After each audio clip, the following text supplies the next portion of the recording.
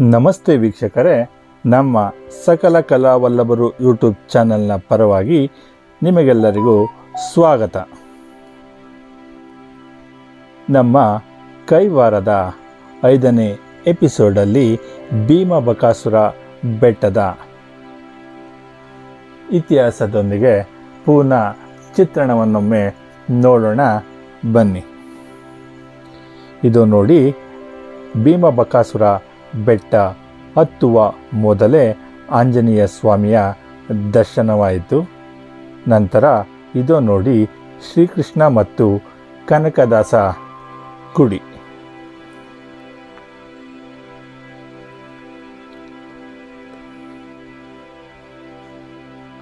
ಇಲ್ಲಿಂದ ಶುರುವಾಗುತ್ತೆ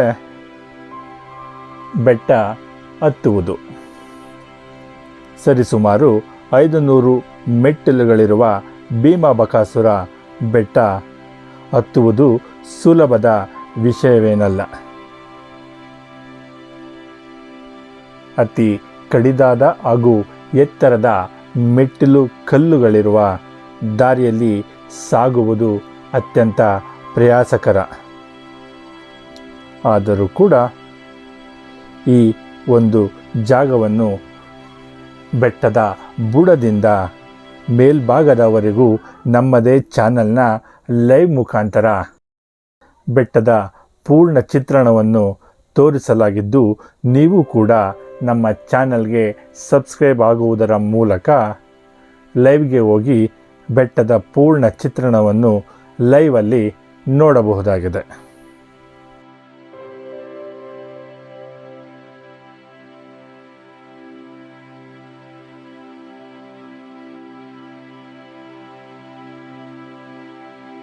ಭೀಮಬಕಾಸುರ ಬೆಟ್ಟ ಕೈವಾರ ಬೆಂಗಳೂರಿನಿಂದ ಸುಮಾರು 75 ಕಿಲೋಮೀಟರ್ ದೂರದಲ್ಲಿರುವ ಚಿಕ್ಕಬಳ್ಳಾಪುರ ಜಿಲ್ಲೆಯ ಒಂದು ಸಣ್ಣ ಪಟ್ಟಣವಾಗಿದ್ದು, ಈ ಪಟ್ಟಣವು ದ್ವಾಪರ ಯುಗದಿಂದ ಏಕಚಕ್ರಪುರ ಎಂದು ಹೆಸರಾಗಿತ್ತು. ಮಹಾಭಾರತದ ಪಾಂಡವರು ತಮ್ಮ ವನವಾಸದ ಸಮಯದಲ್ಲಿ ಇಲ್ಲಿ ವಾಸಿಸುತ್ತಿದ್ದರು ಎಂದು ನಂಬಲಾಗಿದೆ. ಈ ಬೆಟ್ಟ ಏರುವುದು ಅತಿ ಪ್ರಯಾಸಕರವಾಗಿದ್ದರೂ ಕೂಡ ಅಲ್ಲಲ್ಲಿ ಕಾಣಸಿಗುವ ಬಂಡೆಗಲ್ಲುಗಳ ದ್ವಾರವು ನಿಮಗೆ ಖುಷಿಯನ್ನಂತೂ ನೀಡುತ್ತೆ. ಇದೇ ಭೀಮಬಕಾಸುರ ಬೆಟ್ಟವನ್ನು ಇಲ್ಲಿನವರು ಹೆಚ್ಚು ಮಂದಿ ಚಾಮುಂಡಿ ಬೆಟ್ಟ ಎಂದಲೇ ಕರೆಯುತ್ತಾರೆ. ಕಾರಣವೇನೆಂದರೆ ಬೆಟ್ಟದ ಮೇಲೆ ಇರುವುದು ಚಾಮುಂಡಿ ದೇವರ ಗುಡಿ. ಈ ಭೀಮಬಕಾಸುರ ಬೆಟ್ಟದ ಇತಿಹಾಸದ ಕಡೆ ಹೊರಳಿ ನೋಡಿದಾಗ, ಹಿಂದೆ ಪಾಂಡವರು ಅಜ್ಞಾತವಾಸ ಅನುಭವಿಸಿದ್ದ ವಿಚಾರ ಎಲ್ಲರಿಗೂ ಗೊತ್ತಿದೆ. ಆ ಸಮಯದಲ್ಲಿ ಕುಂತಿ ಮತ್ತು ಪಾಂಡವರು ಒಂದಲ್ಲ ಒಂದು ಊರಿಗೆ ಸಂಚಾರ ಮಾಡುತ್ತಿದ್ದು, ಇದೇ ಊರಿಗೂ ಬಂದು ತಲುಪುತ್ತಾರೆ. ಓರ್ವ ಬ್ರಾಹ್ಮಣ ಮನೆಯಲ್ಲಿ ಅವರಿಗೆ ಆಶ್ರಯ ಸಿಗುತ್ತೆ. ಎಲ್ಲವೂ ಬಹು ಚೆನ್ನಾಗಿದ್ದ ಈ ಊರಿನಲ್ಲಿ ಒಂದು ಸಮಸ್ಯೆ ಇರುತ್ತದೆ. ಅದುವೇ ಬಕಾಸುರ. ಈ ಊರಿನ ಹೊರವಲಯದಲ್ಲಿದ್ದ ಬೆಟ್ಟದಲ್ಲಿ ಬಕಾಸುರ ಎನ್ನುವ ರಾಕ್ಷಸ ವಾಸವಾಗಿದ್ದ. ಆತನಿಗೆ ತಿನ್ನಲು ಎಷ್ಟಿದ್ದರೂ ಸಾಲದು.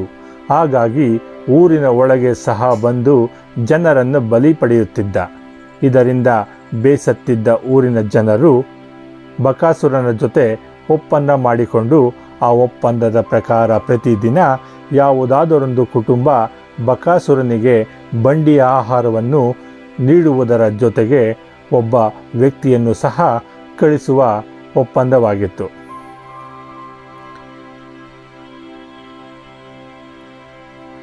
ಈ ಒಪ್ಪಂದದ ಕಾರಣದಿಂದ ಪ್ರತಿದಿನ ಒಂದಲ್ಲ ಒಂದು ಮನೆಯಲ್ಲಿ ಶೋಕವಿರುತ್ತಿತ್ತು.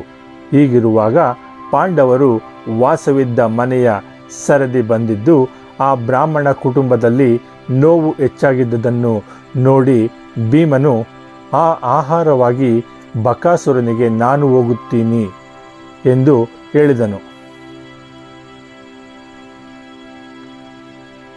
ಕುಂತಿಯ ಆಣತಿಯಂತೆ ಭೀಮನು ಬಕಾಸುರನಿದ್ದ ಬೆಟ್ಟಕ್ಕೆ ಹೊರಡುತ್ತಾನೆ. ಬಂಡಿಗಟ್ಟಲೆ ಆಹಾರದ ಸಮೇತವಾಗಿ ಬಕಾಸುರನಿದ್ದ ಬೆಟ್ಟಕ್ಕೆ ಭೀಮನು ಹೊರಡುತ್ತಾನೆ.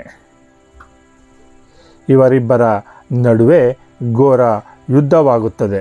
ಆ ಯುದ್ಧದಲ್ಲಿ ಭೀಮನು ಬಕಾಸುರನನ್ನು ಕೊಂದು ಇದೇ ಬೆಟ್ಟದಲ್ಲಿ ಬಂಡೆ ಕಲ್ಲುಗಳಲ್ಲಿ ಮುಚ್ಚಿ ಹಾಕುತ್ತಾನೆ. ಅದುವೇ ಈ ಭೀಮ ಬಕಾಸುರ ಬೆಟ್ಟದ ಇತಿಹಾಸ.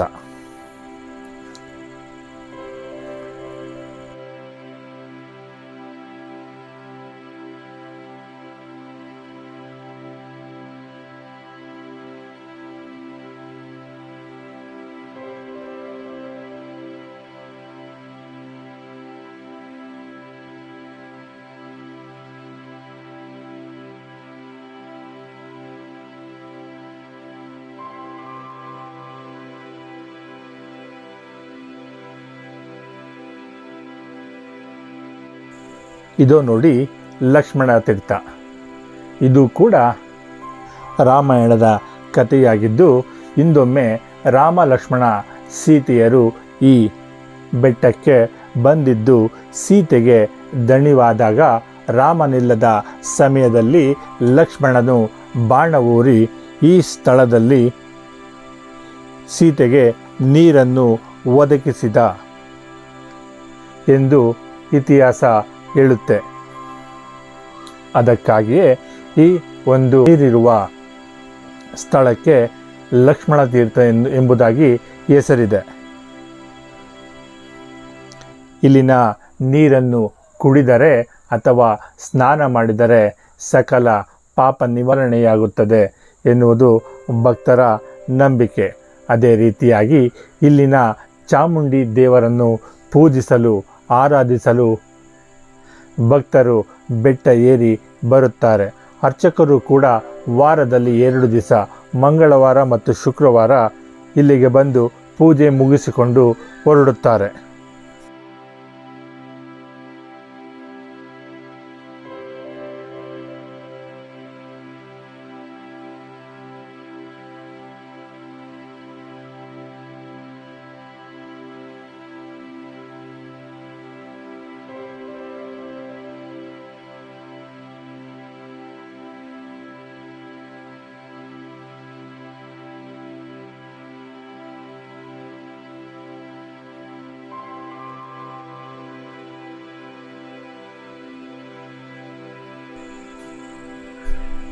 ಹಾಗೂ ಇನ್ನು ಸ್ವಲ್ಪ ಮುಂದುವರೆದರೆ ಅಲ್ಲಿ ನಿಮಗೆ ಆಂಜನೇಯ ದೇವರ ಗುಡಿಯೊಂದು ದರ್ಶನವಾಗುತ್ತೆ.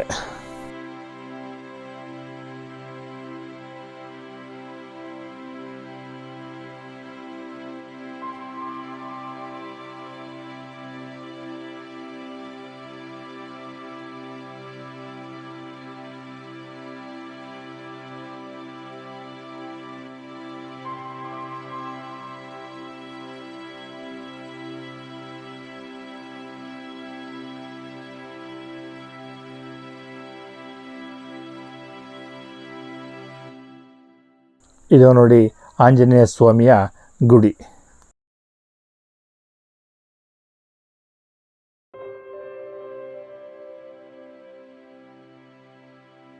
ಇಲ್ಲಿಗೆ ಬೆಟ್ಟವು ಸಂಪೂರ್ಣವಾಗುತ್ತದೆ. ಆದರೂ ಕೂಡ ಮೆಟ್ಟಿಲು ಹಾದಿ ಇಲ್ಲದೆ ದುರ್ಗಮ ಕಲ್ಲುಗಳ ಹಾದಿಯಲ್ಲೇ ಮತ್ತು ಮೇಲಕ್ಕೇರಿ ಅಲ್ಲಿಂದ ಭೀಮಬಕಾಸುರ ಕಾಳಗ ಮಾಡಿದ ಜಾಗವನ್ನು ನೋಡಲು ಪ್ರವಾಸಿಗರು ಬಯಸುತ್ತಾರೆ.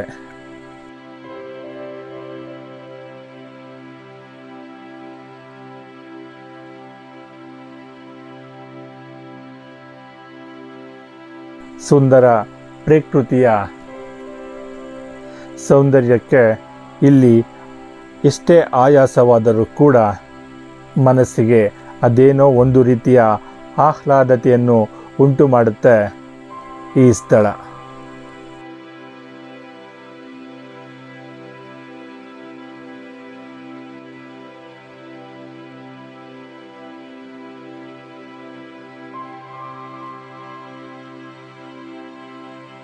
ಇಲ್ಲಿಗೆ ಬರುವ ಪ್ರವಾಸಿಗರಿಗೆ ನಮ್ಮದೊಂದು ಮನವಿ, ನೀವು ಬನ್ನಿ, ಇಲ್ಲಿನ ಪ್ರಕೃತಿಯ ಸೌಂದರ್ಯವನ್ನು ಸವಿಯಲು ಅಡ್ಡಿಯಿಲ್ಲ.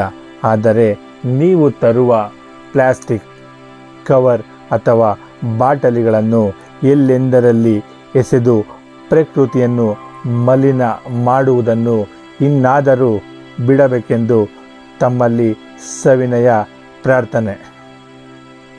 ಬೆಟ್ಟದ ಅಂದವು ಇಲ್ಲಿಗೆ ಬರುವ ಪ್ರವಾಸಿಗರಿಂದಲೇ ಕೊಂಚ ಮಲಿನವಾಗುತ್ತೆ ಎಂತಲೇ ಹೇಳಬಹುದು. ಅದಕ್ಕೆ ಕಾರಣ ಎಲ್ಲೆಂದರಲ್ಲಿ ಕಾಣಸಿಗುವ ಪ್ಲಾಸ್ಟಿಕ್ ಬಾಟಲಿಗಳು, ಪ್ಲಾಸ್ಟಿಕ್ ಕವರ್ಗಳು.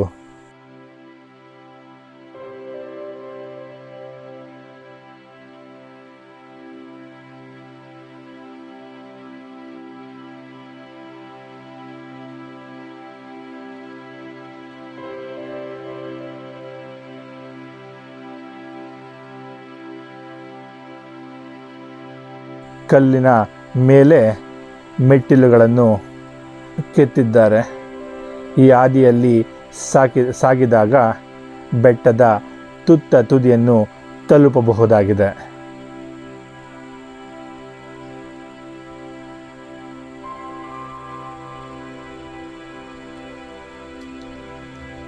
ಅಲ್ಲಲ್ಲಿ ನೀರು ಸಿಗುವ ಜಾಗಗಳು ಇವೆ.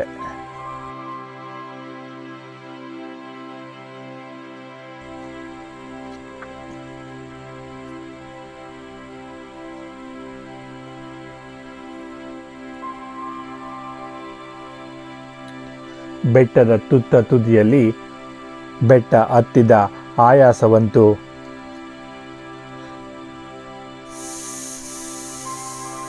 ಕ್ಷಣ ಮಾತ್ರದಲ್ಲಿ ಮಾಯವಾಗುತ್ತೆ. ಸುತ್ತಲಿನ ಒಂದು ಚಿತ್ರಣವನ್ನು ನೋಡುತ್ತಾ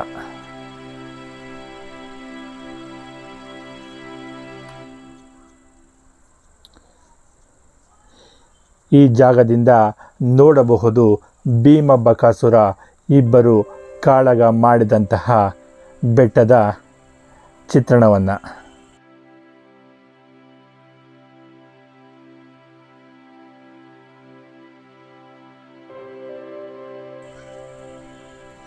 ಅದು ನೋಡಿ ಮುಂದೆ ಕಾಣುತ್ತಿದೆಯಲ್ಲ, ಅದೇ ಬೆಟ್ಟದ ಮೇಲೆ ಭೀಮಬಕಾಸುರ ಇಬ್ಬರು ಕಾಳಗ ಮಾಡಿದ್ದು.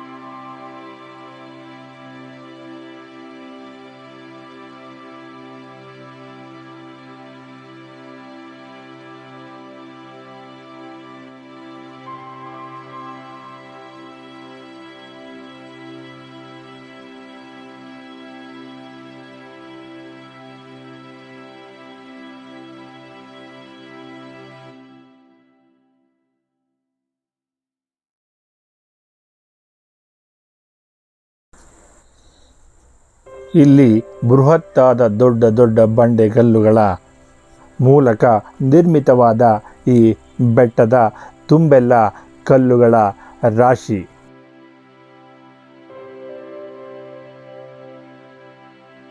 ಯಾರೋ ಜೋಡಿಸಿಟ್ಟಂತೆ ಎತ್ತು ಎಸೆದಾಡಿದಂತೆ ಕಾಣುತ್ತೆ.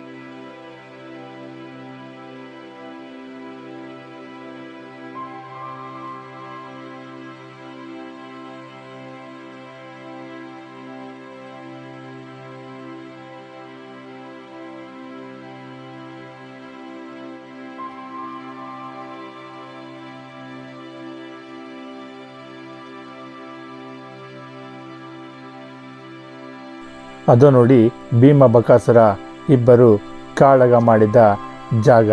ಅಲ್ಲಿ ಭೀಮನ ಪಾದದ ಹೆಜ್ಜೆ ಗುರುತುಗಳು ಕೂಡ ಇವೆ ಎಂತಲೇ ಹೇಳುತ್ತಾರೆ. ಅದು ಇದೆ ನೋಡಿ. ಹಾಗೂ ವರ್ಷಕ್ಕೊಮ್ಮೆ ಇಲ್ಲಿ ಬೆಟ್ಟದಿಂದ ಕೀವು ಕಾಣುತ್ತದಂತೆ. ಅದಕ್ಕೆ ಕಾರಣವೇನೆಂದರೆ ಭೀಮನು ಬಕಾಸುರನನ್ನು ಕಲ್ಲುಗಳಿಂದ ಮುಚ್ಚಿ ಹಾಕಿದ ನಂತರ ಬಕಾಸುರನು ಕೇಳುತ್ತಾನೆ, ಭೀಮ, ನನಗೆ ಇಲ್ಲಿಂದ ಮುಕ್ತಿ ಯಾವಾಗ ಎಂದು. ಆಗ ಭೀಮನು ಹೇಳುತ್ತಾನೆ, ಭೀಮ ಎನ್ನುವ ಅಕ್ಷರ ಈ ಪ್ರಪಂಚದಿಂದ ಎಂದು ಮಾಯವಾಗುತ್ತೋ ಅಂದಿಗೆ ನಿನ್ನ ಬಿಡುಗಡೆ ಎಂದು ಹೇಳುತ್ತಾನಂತೆ ಭೀಮ. ಎಂದಿಗೂ ಕೂಡ ಈ ಪ್ರಪಂಚದಲ್ಲಿ ಭೀಮ ಎನ್ನುವ ಪದ ಶಾಶ್ವತವಾಗಿ ಅಳಿಸಲಾಗುವುದಿಲ್ಲ. ಅದೇ ರೀತಿಯಾಗಿ ಇದೇ ಬೆಟ್ಟದಲ್ಲಿ ಮುಚ್ಚಿ ಹಾಕಿರುವ ಬಕಾಸುರನು ಕೂಡ ಎದ್ದು ಬರುವುದಿಲ್ಲ ಎನ್ನುವ ನಂಬಿಕೆ ಈಗಲೂ ಇದೆ. ಬೆಟ್ಟದ ಹತ್ತುವ ಚಿತ್ರಣವನ್ನು ಲೈವ್ ಆಗಿ ಚಿತ್ರಿಸಿದ್ದ ನಾವು ಇದು ನೋಡಿ ಇಳಿಯುವಾಗಿನ ಕೆಲವು ದೃಶ್ಯಗಳನ್ನು ಕೊನೆಗೆ ಇಲ್ಲಿ ನೀಡಿದ್ದೇವೆ. ನಮ್ಮ ಈ ವಿಡಿಯೋ ನಿಮಗೆ ಇಷ್ಟವಾಗಿದೆ ಎನ್ನುವ ನಂಬಿಕೆ ನಮ್ಮದು.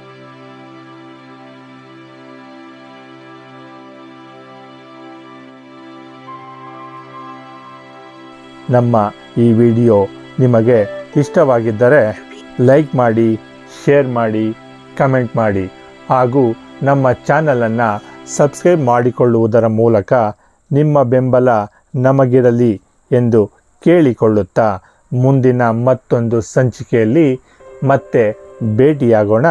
ಧನ್ಯವಾದಗಳು.